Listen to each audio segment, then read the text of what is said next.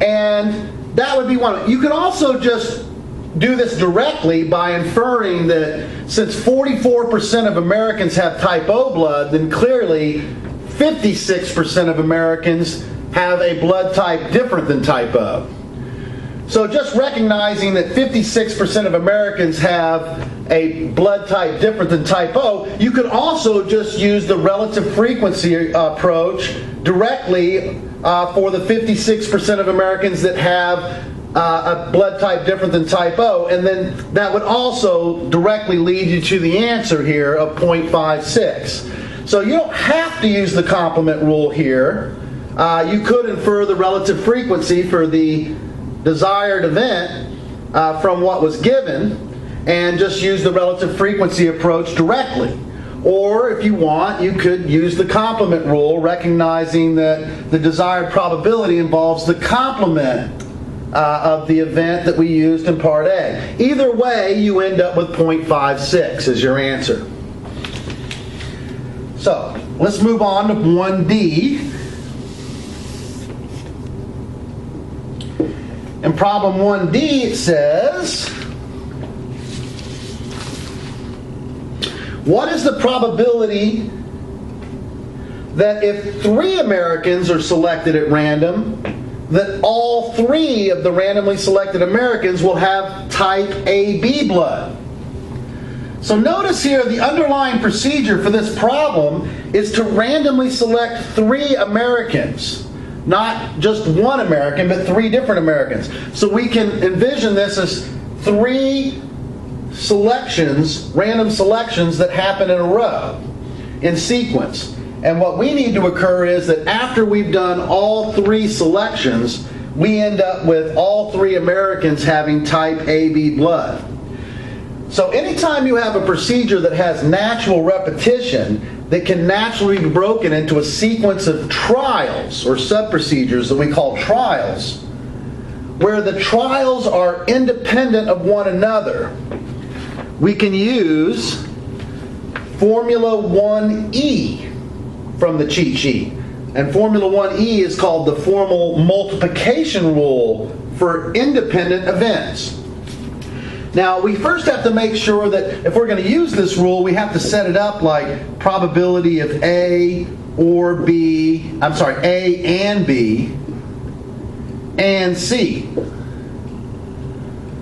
So we need to use this, we need to set it up, and in this context, we interpret this as saying, what's the probability that an event occurs on the first trial, and then another event occurs on the second trial, event B, and then finally an event C occurs after event B on the third trial.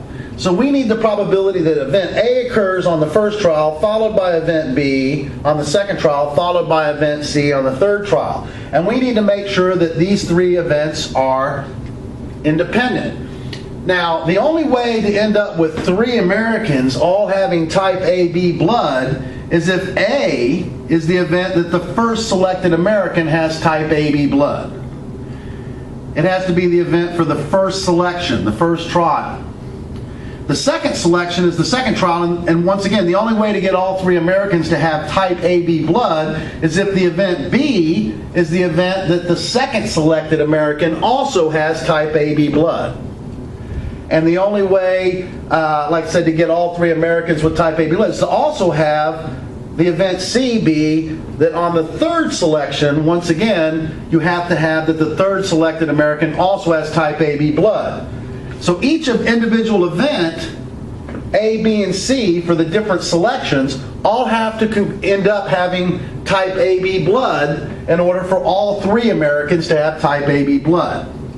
Now, the reason why these events are independent of each other is that there are so many Americans that it doesn't matter whether the first selected American had type AB blood or did not have type AB blood. Removing 1 American from all Americans, regardless of whether that American you're removing from the rest of the Americans has type AB blood or not, you're not significantly going to change the percentage of the remaining Americans that have type AB blood. There's hundreds of millions of Americans. And so even if the first American had type AB blood or did not, taking that one American out and looking at all the rest of the Americans, you're still going to have roughly 4% of those remaining Americans having type AB blood, irregardless of what happens on the first selection. Same thing happens after you select the second American. It doesn't really matter whether the second American had type AB blood or not. When you remove 2 Americans from the population, there's still so many Americans left that even if they both had type AB blood, the remaining Americans are still going to have the same basic relative frequency of occurrence. There's still going to be 4% roughly of all remaining Americans that have type AB blood. So you're not really changing the relative frequency of the remaining Americans after each given selection. So what that means is the probability that any one selection leads to type AB blood is not affected by whether or not any of the other selections led to type AB blood or not. And that's what we mean by independent events. Independent events means the probability of an event occurring on any given one trial is not affected by the occurrence or non-occurrence of any other events that occur on any other trials. The probability of occurrence that a randomly selected American will have type AB blood is 0.04. And that's going to be true for each selection regardless of what happens on any other event in that sequence. So since these are independent trials, for that reason, we can go ahead and use Formula 1E. And what Formula 1E says is, if you have your probability set up so that you have an event for the first trial, followed by an event for the second, followed by an event for the third, and so on, and they're independent, that probability is equal to the product, or it is equal of the individual probabilities. Or in other words, it's the probability that event A occurs on the first trial times the probability that event B occurs on the second trial times the probability that event C occurs on the third trial. And the probability that the first randomly selected American is going to have type AB blood is 0.04 by the relative frequency approach or interpretation for probability. And then that would be times what? The probability that the second selected American has type AB blood, and once again that's also 0.04, times the probability that the third selected American also has type AB blood, and once again that's also 0.04. So the desired probability that all 3 selected Americans all have type AB blood is the product 0.04 times 0.04 times 0.04. And if you wrote this as a single exponent, you can write this as 0.04 raised to the third power. So the desired probability here is 0.04 raised to the third power, and if you plug that into your calculator, you will see that if you plug in 0.04 and hit your exponent key and hit 3 and hit equals, you'll see that on your calculator this is approximately equal to 0, or it is actually equal to 0.000064. Remember that we always round all decimals. If we express our probabilities as decimals, we have to go to 4 significant figures, which means you have to start with the first non-zero decimal place and go at least 3 more decimal places. Now this terminates after 0.000064. So this is within 4 significant figures, and that means the answer then is 0.000064.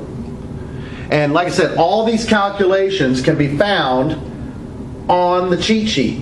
On the solution key. The formulas are on the cheat sheet. All the calculations and solutions are all given on the solution key to the practice test, so you can be following along. This also shows you what the minimum amount of work I expect to see on the test for a calculation like this. I want to at least see you setting up the multiplication rule, and this would be the minimum amount of calculation you would need to show in order to do this problem. So let's make sure all of that came in, and it did. Now I'm going to erase this and go to the last part, which is 1E. In problem 1E, we're asked, what's the probability that if 4 Americans are selected at random, that none of those selected Americans have type O blood? Well, what we know is that we have now 4 trials. We're selecting 4 Americans in a row. And so in order to use, once again, the multiplication rule for n independent events that happen trial by trial by trial, we would set this up as the probability of the event A occurring on the first trial, and then the event B occurring on the second, followed by event C on the third trial, followed by event D on the fourth trial.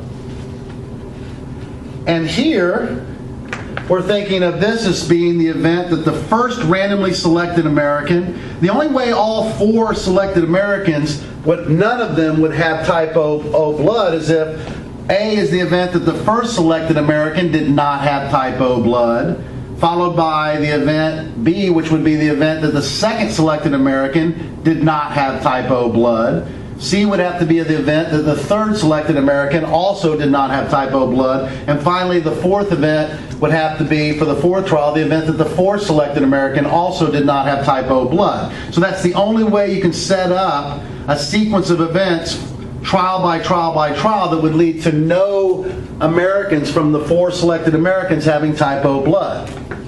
And once again, we argued the same argument that we used in Part 1D says that it doesn't matter what happens on any prior selection, you're still going to always have 44% of the remaining Americans having type O blood, which is the same as saying 56% of the remaining Americans will not have type O blood. And so these are independent events. The probability of getting an American for any one selection to not have type O blood will always be 0.56. And it doesn't matter whether any of the prior selections led to not type O blood or any other blood type. It will not affect the relative frequency of all Americans remaining that do not have type O blood, simply because there are so many Americans, millions and millions of them, that you cannot affect the relative frequency of any given blood type by removing a small number of Americans.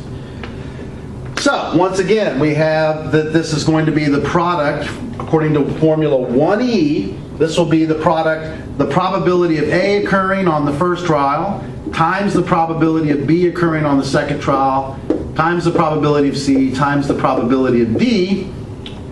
And since on any given trial we have 56% of Americans for each selection not having type O blood, the probability that the first selected American does not have type O blood would be 0.56 times the probability that the second selected American does not have type O blood, which is 0.56.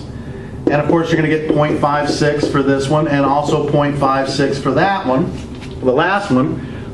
So you get 0.56 times 0.56 times 0.56 times 0.56, and that's in exponential form the same as 0.56 raised to the 4th power.